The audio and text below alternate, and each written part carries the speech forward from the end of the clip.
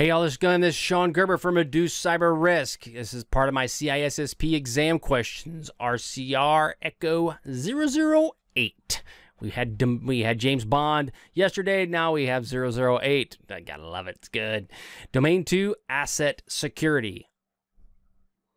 Okay, we're going to be talking about IT's ownership of all of this stuff in this question. What is IT's responsibility as it relates to business data? A, ensure the owner takes responsibility. B, protect the data per the owner's direction. C, ensure all data is properly classified. Or D, none of the above. What is IT's responsibility as it relates to business data? A, ensure the owner takes his responsibility. B, protect the data per the owner's direction. C, ensure all data is properly classified. And D, none of the above. Which one is it? Answer is B. It's IT's responsibility to ensure that the data is protected in the best possible way, depending upon the tools available. And you need to do this based on the owner's direction. If the owner doesn't know, you need to protect it the best way you see fit. However, you do not own the data. You need to make sure that there is an owner who owns the data to give you direction and guidance on what to do. Communication. Is it the cybersecurity leader's responsibility to ensure proper communication occurs with all key leaders? A, true.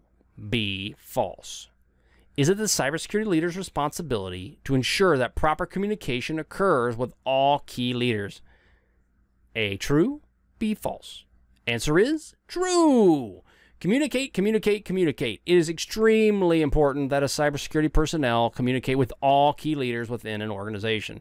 Can't stress it enough. You got to do it. You got to over-communicate. It's all about influence, and you need to communicate as much as you possibly can to individuals within your company, especially as it relates to cybersecurity stuff. All right? Again, communication, it's your responsibility. Did I say that enough? I think so. All right, pseudonisms. No, not pseudo. Pseudonymisms. Yeah, I can't say that word. It's a big word. It's a $20 word, and I can barely say $3 words. So, pseudonymization. That's it. Or a friend of mine used to say pseudo. That's not pseudo. All right, what is an example of pseudonymization? A, Bill Smith is 112343. B, Jenny Smith is patient 34532. C, Bill Smith is Smith B. Or D, none of the above. Again, what is a pseudonymism? Yeah, I don't know what that's. I don't know. It's a pseudonym. Bill Smith 112343. Or Jenny Smith, patient 34532. Or Bill Smith, Smith B. Or none of the above. And the answer is B, Jenny, good old Jenny. Name being tied to an item that may fit a person, but is still not identifiable. Obviously, Jenny is patient 34532.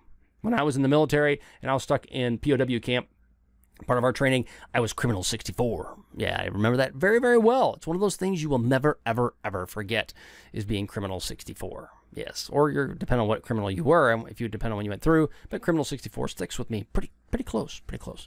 All right, that was pseudonymisms. See, I can't say that word. $20 word. All right, what does data remanence mean? Data remaining after the media has been deleted. That's A. Data restored from a backup. That's B. Data images deleted from a system.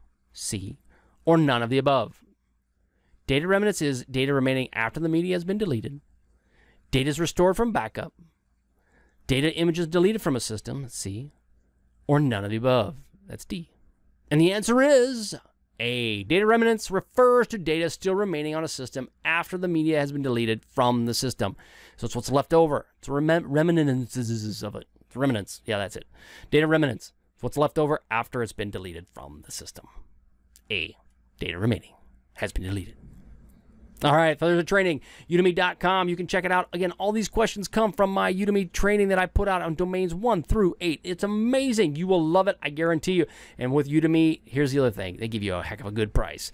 So you just go and type in CISSP Certification dash, or you don't have to have dash, just put Shon, S-H-O-N, Gerber, like the baby food, like the knife, or like the amazing toilet that is in the Gerber name.